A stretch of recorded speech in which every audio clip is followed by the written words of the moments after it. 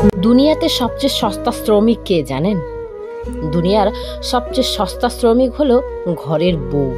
সারা জীবন এই ভুল ধারণায় রাখা হয় তাকে যে সে বাড়ির মালিক। মেয়েদের জীবনটা সত্যি অনেকটাই আলাদা।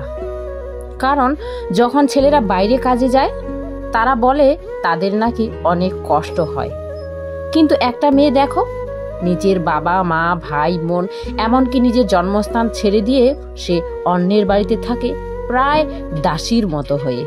অতএব মেয়েরাই সবচেয়ে বেশি স্যাক্রিফাইস করে চলে।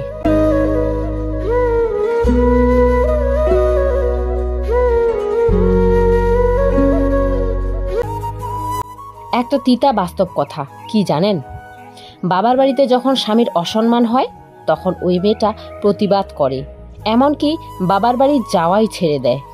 আর স্বামীর বাড়িতে স্ত্রী যখন অসম্মানিত হয় তখন স্বামীর মুখটা বন্ধ হয়ে যায়।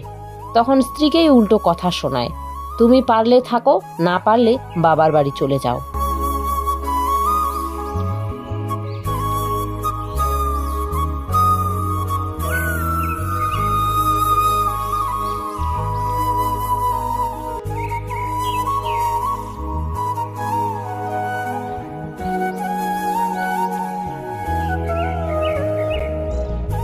পরের মেয়েটা যতই গুছিয়ে সংসার করুক না কেন, যতই সবার সেবা করুক না কেন, তবুও সে মেয়েটা হয় অলক্ষ্মী। আর নিজের মেয়েটা যতই বাড়িতে ভাঙচুর করুক না কেন, তবুও সে হয় লক্ষ্মী। কেউ মানুক আর না মানুক, এটাই বাস্তব।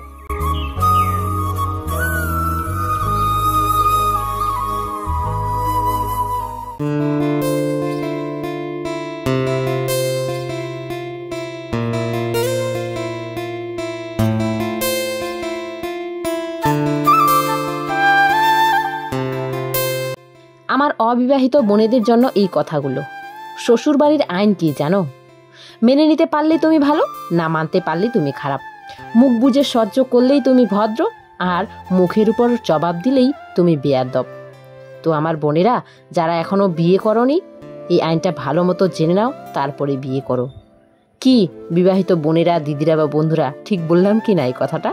যদি ঠিক বলে থাকি তো অবশ্যই কমেন্টে জানিয়ে দাও, যাতে অবিবাহিত বোনেরা বুঝতে পারে।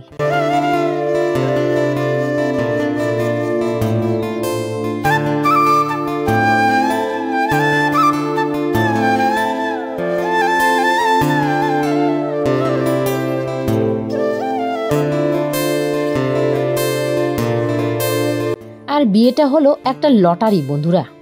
যদি একটা বিশ্বাসযোগ্য মানুষ তুমি জীবনসঙ্গী হিসাবে পেয়ে গেলে তাহলে তোমার ভাগ্য খুলে গেল। আর যদি না পাও তাহলে তোমার মতো অভাগা বা অভাগী আর কেউ নেই এই পৃথিবীতে। কোনটা ঠিক কোনটা বেঠিক সেটা যদি বিয়ের আগেই জানতে পারতাম তাহলে প্রত্যেকটা জীবন পাল্টে যেত।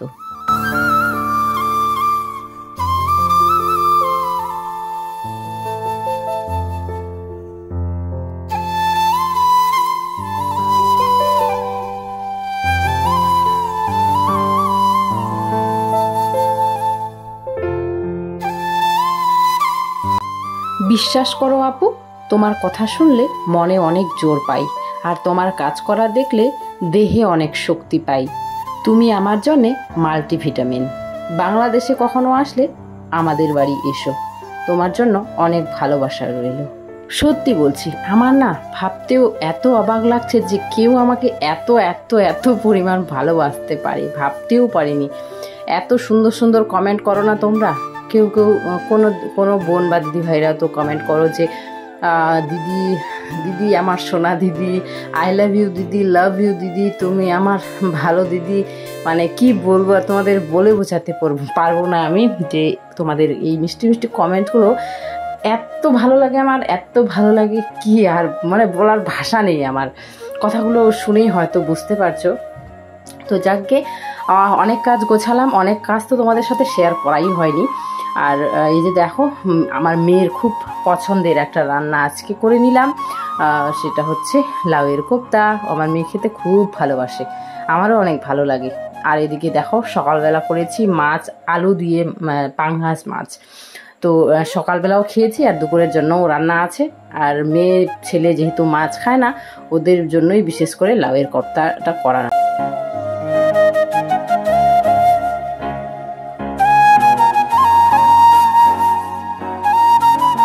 এই ব্লগটা হচ্ছে বিশ্বকর্মা পুজোর দিনের ব্লগ।